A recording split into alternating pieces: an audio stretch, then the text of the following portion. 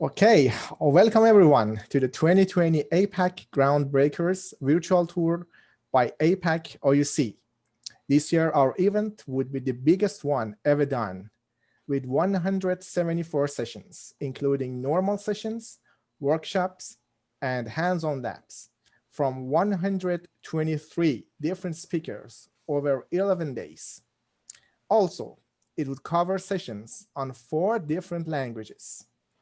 Please remember to register to as many sessions you can, and all sessions would be available to replay as many times you want for 2 weeks after the initial session date and time. You can also interact with the speaker at any time during that 2 weeks by posting questions or comments directly in the playback session page.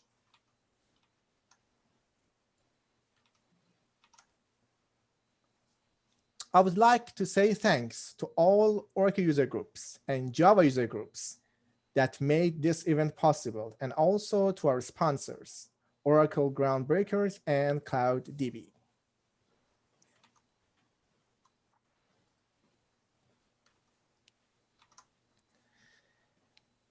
Okay, and now for this session, we have Almiray talking about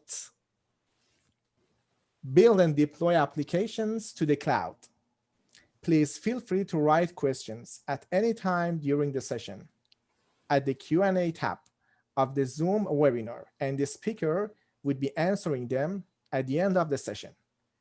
If any issues during the presentation, please feel free to contact me at any time on the chat tab of the Zoom webinar.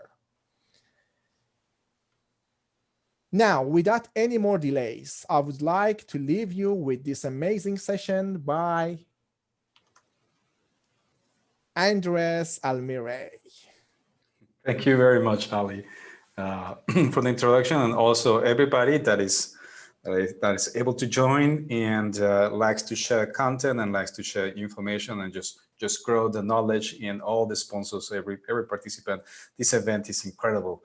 I'm streaming directly from Switzerland, and actually the background behind me is one of the events where we're able to share the Oracle Cloud, and that's going to come back in just a moment in the slides. But so let's go directly into the slides. I'm going to play here.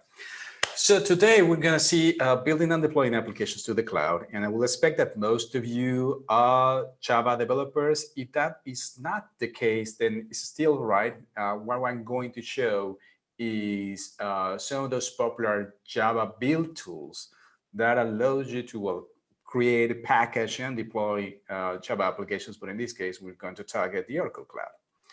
I'm going to skip this. This is me, and I love to talk about open source technologies. I'm an Oracle employee, and one of the things that we do is share information about all the projects that we have built in-house and are readily available to you in different formats, and one of those formats is the open source format. Now, the session of today, what we want to do is deploy applications to the cloud. It does not matter right now which way you choose to write the application. I mean, if we're talking about the most popular microservices web application framework out there, you're probably looking at a Spring Boot, which is considered to be a bit of a heavyweight framework because it provides everything what you want and everything that you need. But when you want to take care of memory management and the size of the deployment and startup, Spring Boot is probably not the ideal thing. So we have different options here, going from the full stack like Spring Boot, going to the small stack where it's just the minimum requirements, and then you have to bring additional features such as monitoring and persistent and whatnot, except well probably for Macron and Quarkus and Helidon AC, which give you a few more bang for your buck. But the point is, you're free to choose any of these frameworks or something else. This talk today is not about application frameworks. This talk today is what you do after which you have chosen your application framework, what you do after you have written your application framework, and now you're ready to start testing on the cloud or deploying to the cloud. Now, you have probably heard a couple of times about the Oracle Cloud, and we have one interesting offering that started a year ago, if I'm not mistaken. It's called the Oracle Always Free tier, which gives you access to a handful of resources for free forever. For example, you have access to 2 virtual machines with 1 Oracle CPU per VM, with 1 GB per memory to do whatever you want. Just log in, create your account, and you can install any software here. Even if you want to install Postgres, that's fine. You want to install a different programming language and deploy your application like that, perfectly fine. And you won't have to pay a penny for this. You also have access to the autonomous database, the full product, 2 databases instances, 1 CPU per database, and 20 GB per database. No strings attached. Just use it as you see fit. You can store files up to 100 GB for 2 volumes.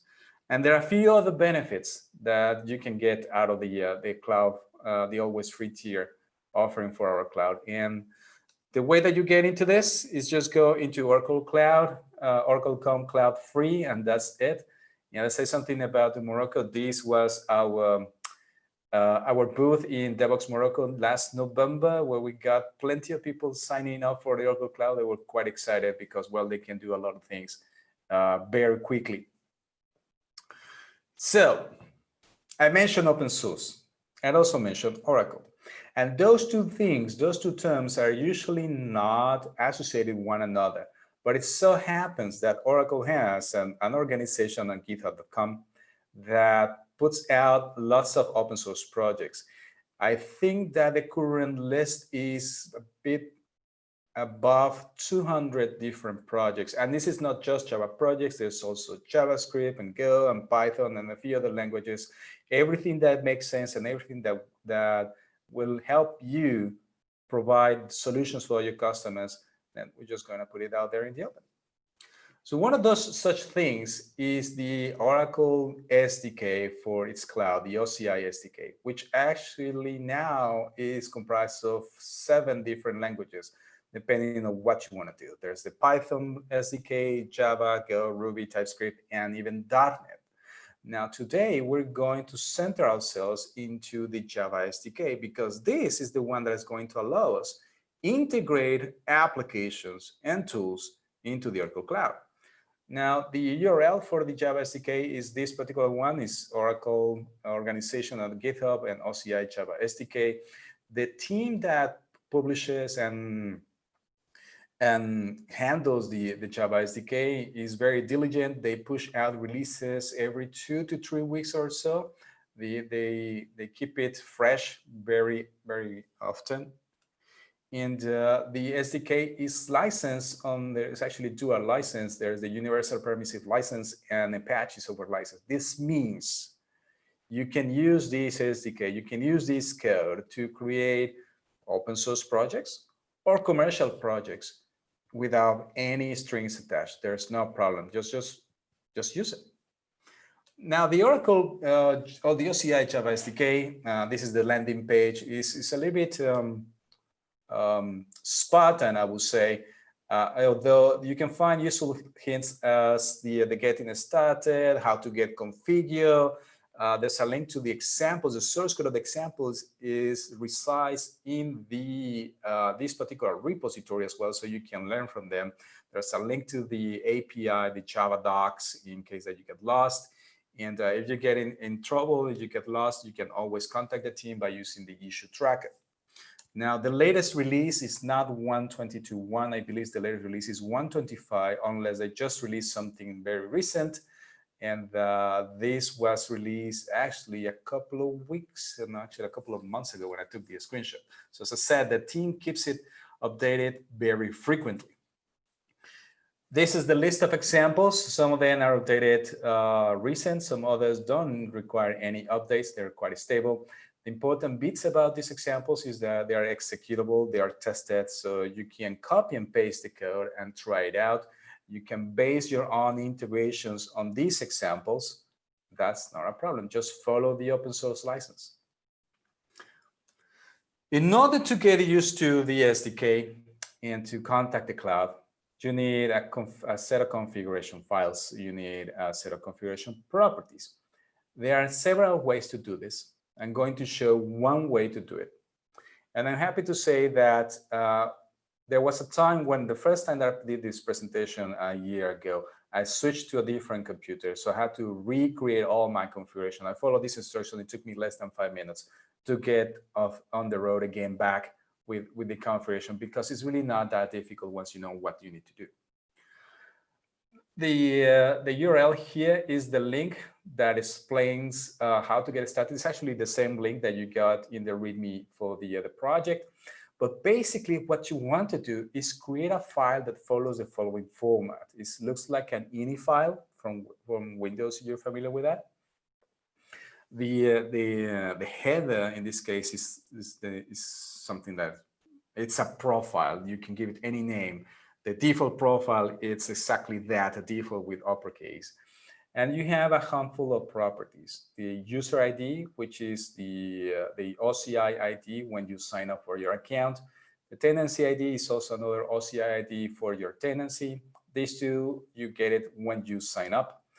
The region where your account has been created, this is your home region. In my case, because I created my region in Europe where I live in Switzerland, then my home region is Frankfurt. In your case, it might be one of the data centers that we have in APAC, which is definitely much closer to you. You need to create an SSH key to be able to securely connect to the VMs that you create on the cloud. And for that, you have to have the fingerprint. If you create a passphrase, then give it, otherwise you can leave it out. And the location to your key files, but it has to be in a specific format. It's not the standard format, but it's a PEM format. And all those information can be obtained from the URL link, how to do all these things. But at the very least, you need 5 elements, if not 6, if you have the passphrase. Say that you have the config file already. If you use the Java SDK directly, this is one of the ways that you can create something that is called an authentication details provider. Based on that config file, the default location is your home user directory.oci config, but of course you can change this location to anything you want. The default profile is the default profile. So we just pass that to the config provider, the class that allows to create these details, and then start using clients. Now, these client classes are those that you're going to find in the Java doc, and there's a client class pretty much for every single service that the OCI cloud offers. So now, once you have logged into your account, then you get, well, you used to get something that looks very similar to this. This is the dashboard when you get quick buttons to create resources, such as creating a VM instance or creating an autonomous database, ATP, and a few other things. Of course, there are more stuff. If you navigate to the top left hamburger menu, you click on that one and you get a list of all the services. When you sign up for the free account, you have access to all resources for 2 conditions. You either use them during 30 days or you make use of the 300 credits for all the resources. Once these credits run out or your 30-day trial period expires, then your resources move back to being just always free. You will see that there are a little less services. Not everything is available for free, but those that are free to use forever to do whatever you want. So how do we get that information for the config file? Because we need that before we start actually deploying to the cloud. Well, you log into your account, and we're first going to find the user ID.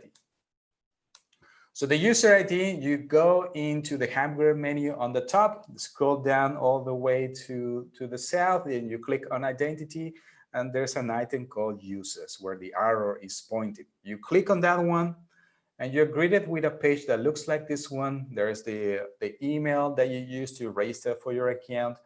And what is remarked with that red ink is the OCI ID for your user. You can show it or you just can copy it. And once you copy, you paste it on the resource file on your config file that I showed earlier. Next is the tenancy, which can be obtained from two different places. Again, you go into the hamburger menu, scroll all the way down, click on administration this time, and then click on tenancy. That's one way. And another way is that you go to the upper right, click on the user icon, then you can see the reference to your profile. There's also a link to your tenancy. You click on either of those two, you greet with a page like this that confirms what is the name of your tenancy. In my case, is my last name, Almiray.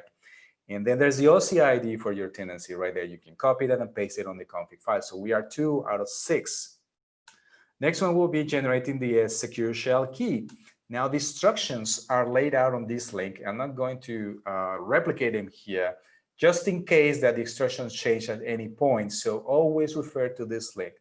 But once you have created your secure shell key, and whether you provide a password or not, you can upload multiple keys and manage them to your OCI console. So if you lose your key, you change to a computer, so something happens, it's fine. Just generate a new secure shell following the instructions, upload it to your cloud account, and off you go. You can upload the public key if you navigate again to your user account. The user page, there is a button at the bottom of the page that says Add Public Key. You click on that one, appears a dialog. You paste the context or your public key. You have to be sure that it's the public key, it's not the private key.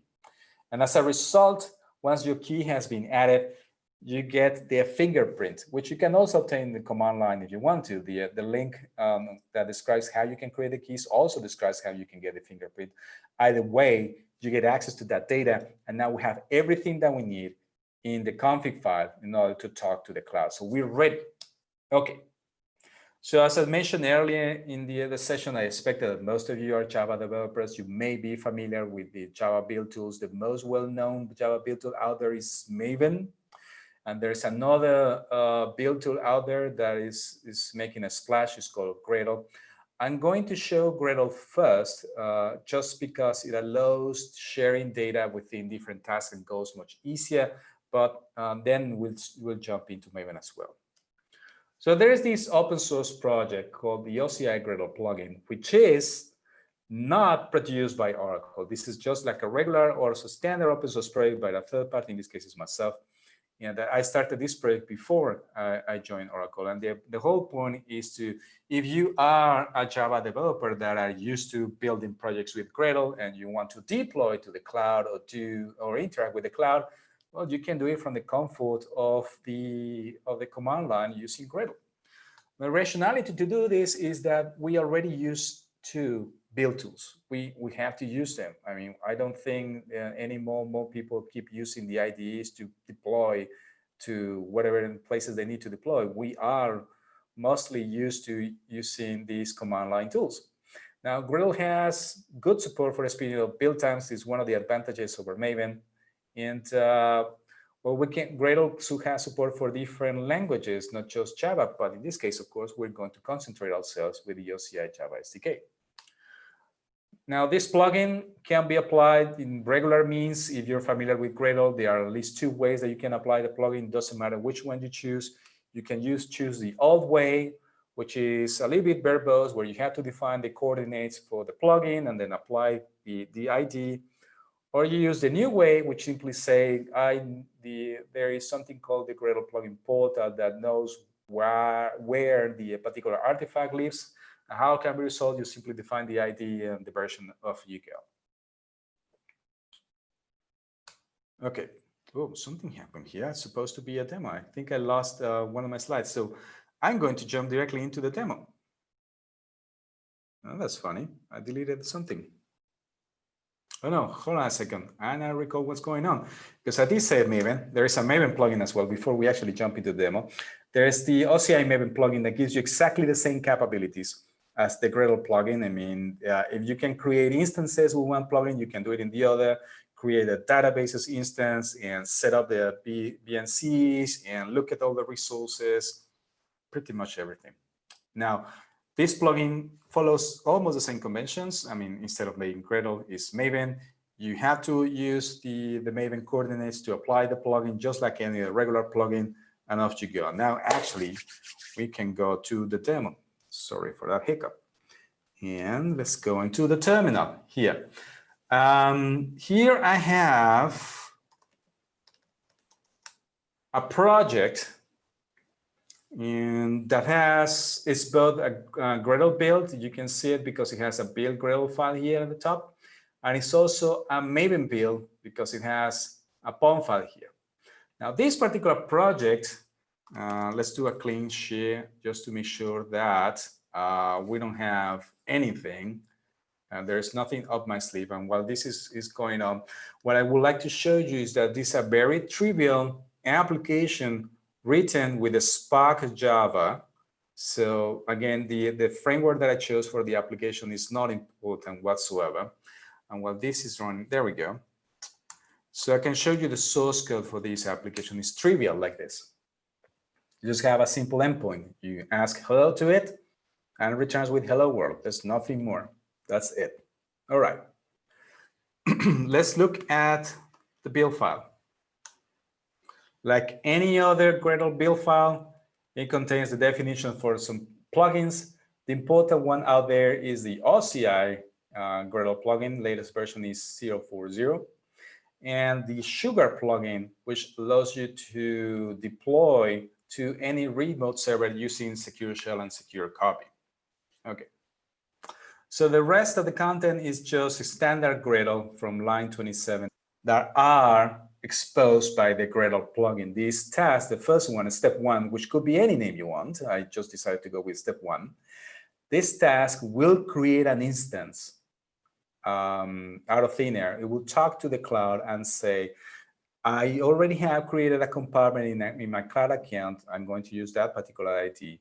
And I want to create an instance with name sample01.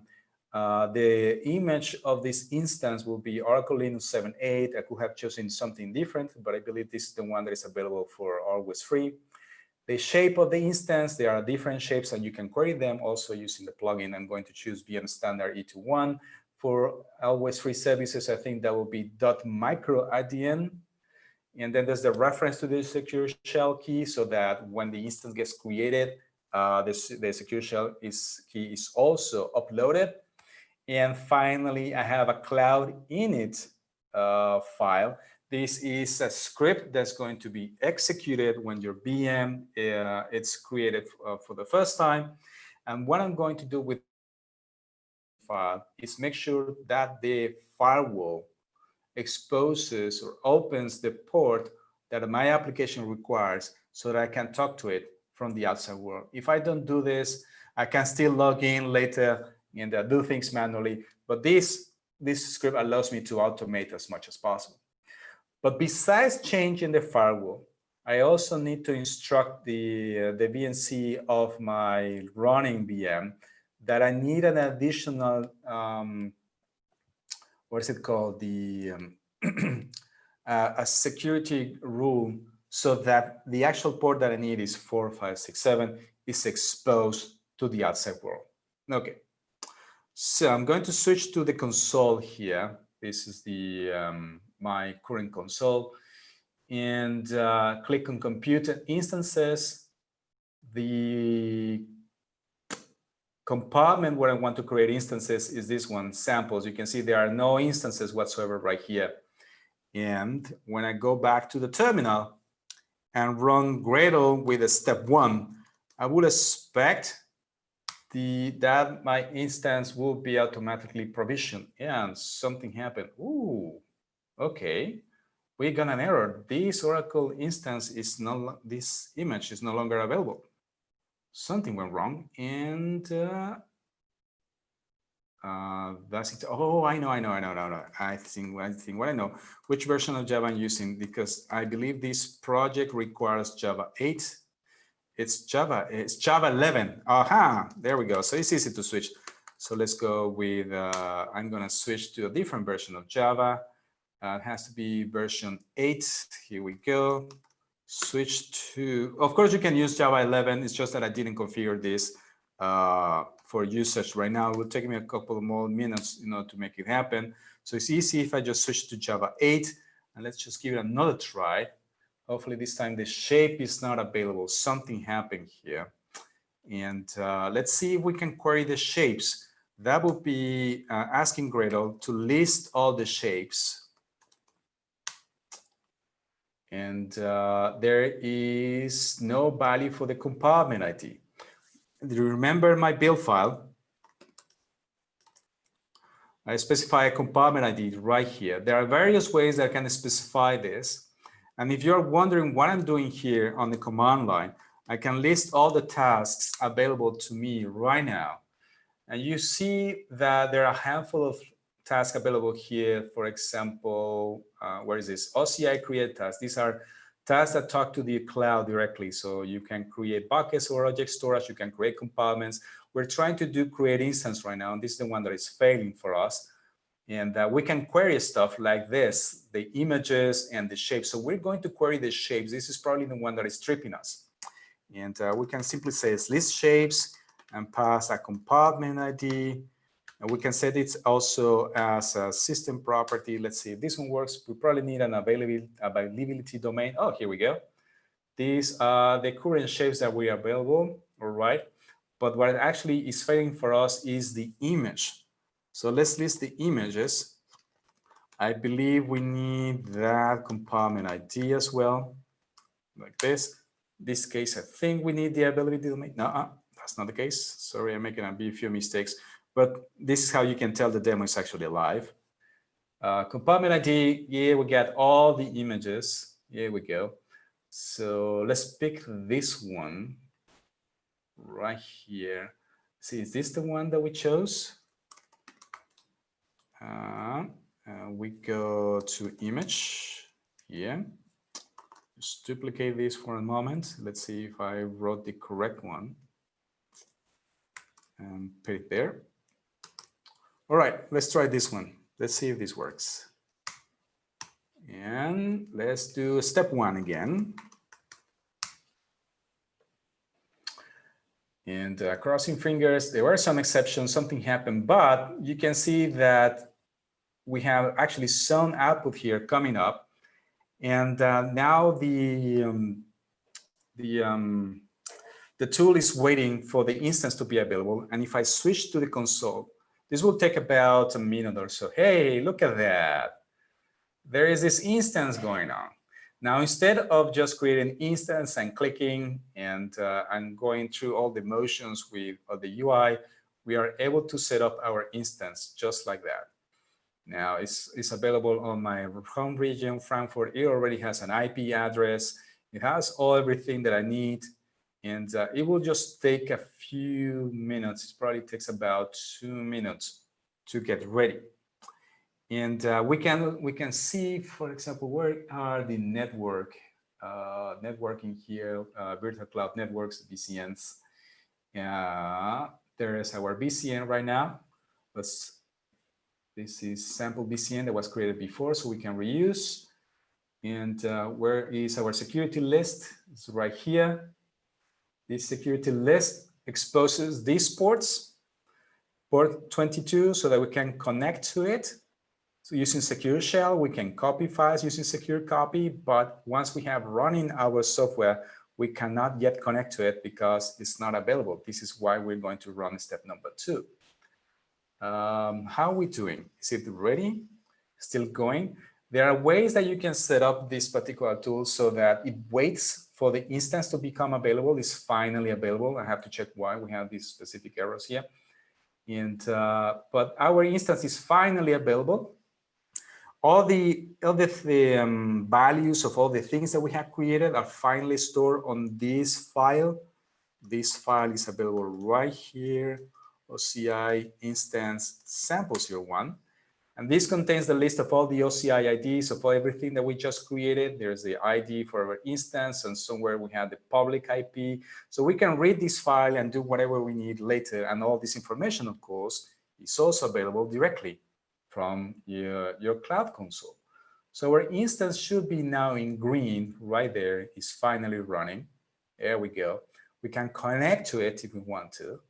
But let's see again the network in BCN and click on the security list.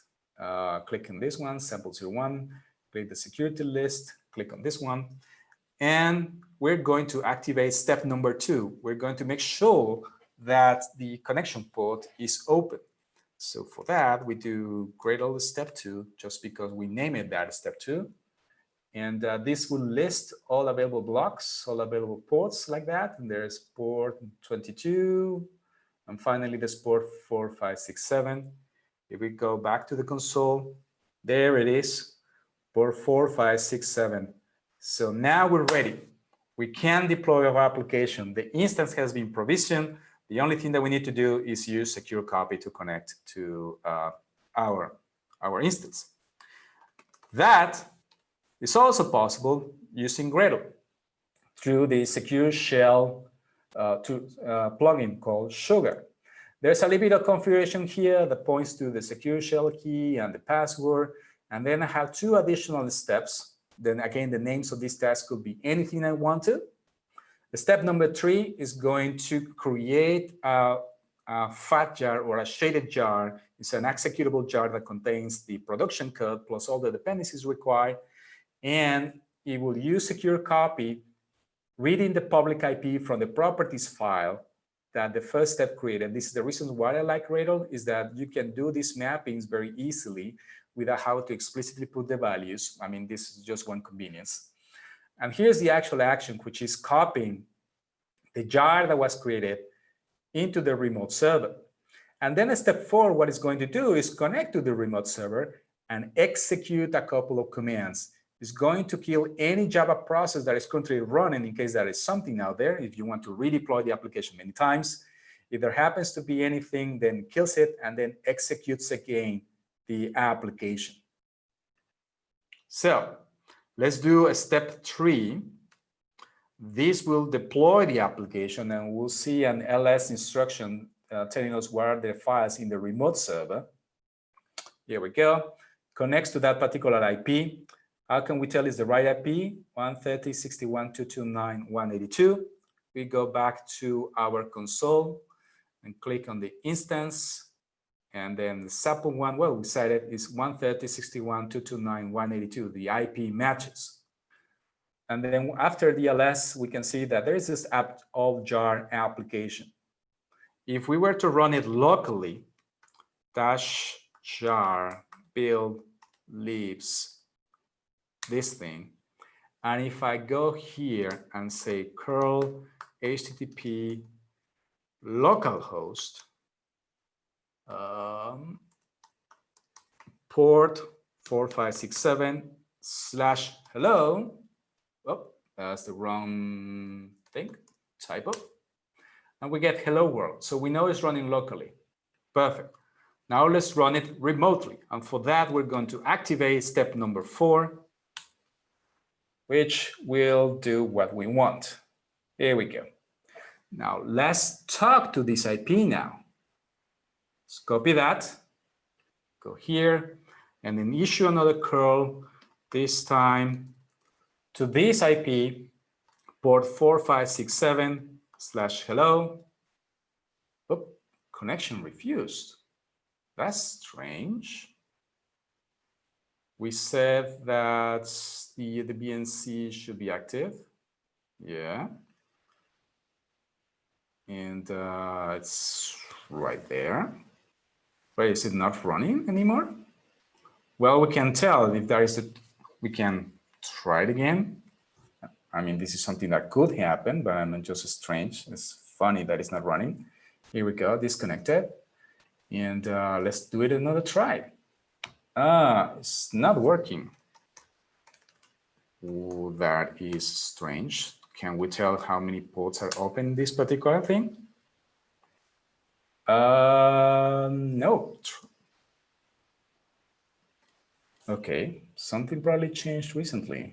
I was pretty sure that this is how things should work. Yes, port 4567 is there. Something happened. I think that the firewall settings did not work properly in the cloud init script. because the application is definitely running out there. We just simply can't connect to it. My guess, again, it would be that I did something wrong with the script. Sorry about that. I will have to recheck this. But I mean, assuming that the application is, well, the application is actually running, we just simply can't connect to it right now. And this is how you could potentially provision applications, provision instances, connect to the database, and do whatever else is needed. If we were to have a look at the other tasks that are provided by this particular plugin, we can list many resources, we can list our user, we can see information about that, we can get objects that just display the data itself instead of listing everybody. We can delete objects as well, we can delete the instance, we can kill the instance if we want to directly from the terminal. This comes in handy when you want to automate your pipeline, when you're using CI and CD deployments, or in this case, actually it will be for testing, when you want to create an instance, do some testing, make sure that you have a blank slate and a clean environment, run every test that you want, and then just shut down and delete everything. Of course, as you saw, provisioning an instance as part as your build pipeline is going to take some time. It took me 2 minutes to do this, and if you want to do it also in your in CI, then it's going to take about 2 to 3 minutes. So my recommendation will be, if you want to do this, then provision instances early in the morning or early in your working time, and then just work, do whatever is needed, and at the end of the day, you can shut down these instances. There's one question about what I think about Terraform. Well, Terraform allows you to customize the instance itself, and it's also available through OCI. So what we're just doing is making sure that the VM is available. Well, once the VM is available, you can also use Terraform to customize everything else. So instead of using the cloud in a script that I used, you could rely instead on using Terraform. I don't think that the current plugin allows you to hook up the Terraform script. You will have to go into the resource manager here, create a stack or upload a stack using a Terraform script. Once you have a stack, that will create a job. Once you have a job, you can apply it and you get a plan. Once you get the plan is going to provision all the resources for you. Now, the plugin eventually will support all those services. Right now, we are not dealing yet with the resource manager service. Now, let's see if this is going to work. There is the other plugin that I want to show, which is the Maven plugin. And it's like a regular Maven application. You have the gap coordinates and dependencies. Like you can see, there's a Spark Java. And there's the application of the OCImagine plugin, the reference to the same compartment ID. And the step one is exactly the same as step configuration that we saw in Gradle. We probably have to switch the image if we want to create another image, another instance, or use a different name. But I'm going to reuse the same file from Gradle, the output file that contains all the IDs. So you can read this property, the security list ID, and add a different port, 4568. So before I do that, I'm going to go into the BCN, and again into the security list ID. There we go. Click on that one. And after we finish this, we should be able to see the different port. So I'm going to copy into target. So we need to create this directory. So create that, and then copy from Gradle this into that. So I'm cheating right here because I'm just going to reuse something that is already built. And I can simply say Maven run step number 2. And hold on a second. This is going to be tricky. Because the way that we need to invoke this is using this. So we do Maven, the plugin is OCI. The goal that we want to invoke is this one, And the execution ID is step 02. That's what we have configured currently in the POM file. And there we go. So there's port 4567 and 4568. We go back to the console, do a refresh. Well, we probably hadn't do it. It was just quickly. There's port 4568. So we can do exactly the same. Is there any IDE plugin to do this? That's an excellent question. And this is the reason why we put out the OCI Java SDK in the open. No, there's not. But because the OCI SDK is available for everybody, then someone at any time can build an IDE integration that allows you to talk to the Oracle Cloud. And yes, the other question about Gradle. So there is no, the question is if there is Maven still relevant or is Gradle the way to go? It all depends. If you're used to Maven and the build times that you're getting from Maven are reasonable to you, just keep using Maven. There's no need to switch. Gradle allows you to have faster builds and a few other interesting tricks, but it requires a heavy learning curve. If you have done the switch and you're comfortable with the build tool, then just continue using it. If not, at any time, you can always come back. Okay, so that was pretty much the demo. And well, some things didn't work properly. I will have to recalibrate that again. But let me assure you that all the things that I wanted to show you today, they actually work at some point and they should work. So what's going to go in the roadmap for both these plugins and the Java SDK? Well, one of the things that we like to do in the plugins is provide a task for every major service. So if you want to have Terraform support with a resource manager, eventually the plugins will give you access to that. Right now, we don't have a service for it. We don't have a task or goal for it. We will probably, besides able to configure your credentials using the config file as shown earlier, you might be able just to pass them inline to speed up things or just to not save information locally in your file system. We would like to keep release in sync with releases of Java SDK. The latest version of the plugin makes use of an older version of SDK. I believe it's version 117 or version even 119. And the latest release of the SDK is 125. It's not bigger than that. And we would like to provide examples for popular microservices-friendly frameworks, not just what we saw today, where I say, I don't care about the framework that you choose. It should work. But if you want to have tighter integration with a Spring Boot, Micronaut, Quarkus, or whatever it is that you want to choose, then there's bound to be an example for you. So everything that we saw today is open source, including the code provided by Oracle. And if you have not contributed to open source before, let me tell you, it's quite simple. Just open a ticket when you encounter a problem like this. So the questions that you asked today on the chat are very valid and very, I would also suggest you to go to the specific project that you may be interested and ask that question. Maybe it's just a regular question. Maybe it's a missing feature. Maybe you encounter a bug. And that's it. There's nothing more that you need to do for open source. If you have the time and you have the passion and you want to provide some source code, like a test case or even provide a patch, even better. But you don't have to go to that length. Just open a ticket when something is not working properly with the open source project that you're using right now. So that is pretty much what I have right now for you. And so basically, those kind of integrations that we showed today, like these Gradle plugins and Maven plugins, they are able to exist just because the Oracle Java SDK is available in the open. All right. I think that's all that I have right now for you. If there are any additional questions in the chat or somewhere, then I'll be very happy to take them. I think that I answered the other 3 previous questions. We go. And the other question, what is the GM command? Okay, let me share that screen again.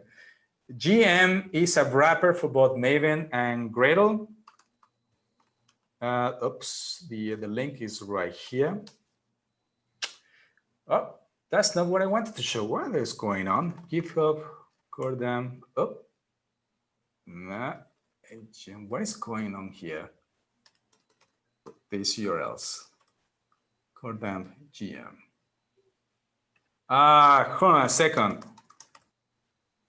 Something is happening here. There we go. Click on that one. How many times am I going to screw up the URL? Here we go.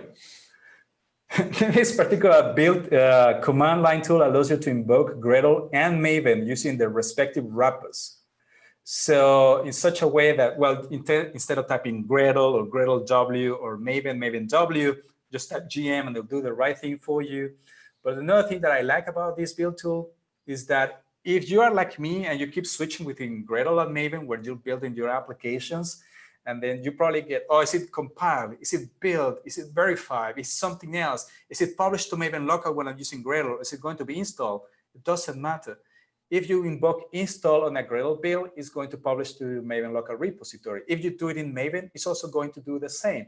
So there is a little bit of convenience when translating one Maven goal into a Gradle task and vice versa. So that if you, for some reason, get forgetful about the specific task or goal that needs to be invoked on the command, then this particular tool, GM or GOM, will try to do the replacement for you. So it's just one addition in order to avoid having to restart your VM when you want to invoke the tool. All right. So there's another question. Will it thought that duplicate the artifacts, like same thing will be stored in two places, including dependencies? If we are using both Maven and Gradle, yes, because even though it's the same source code, there are two different build tools. So Gradle will configure the artifacts and publish them into a specific working directory, the build directory, and Maven will do it in the target directory. I would advise against using the same working directory because the build tools use different structures for keeping track of the intermediate results. So when you're using Gradle and then switch to Maven, even though they may have equivalent configuration, it's likely that the caching option that Gradle provides will get in the way from Maven or vice versa. So it's better to keep them separate, even if it's like in this use case, you have two different build tools working in the same code base. Okay, I think that's it. And thank you everyone for your participation today. And please do not forget to register to another great sessions in the conference and to interact with the speakers in the playback session page. And please enjoy the rest of the conference. Thank you very much. Thank you, everybody.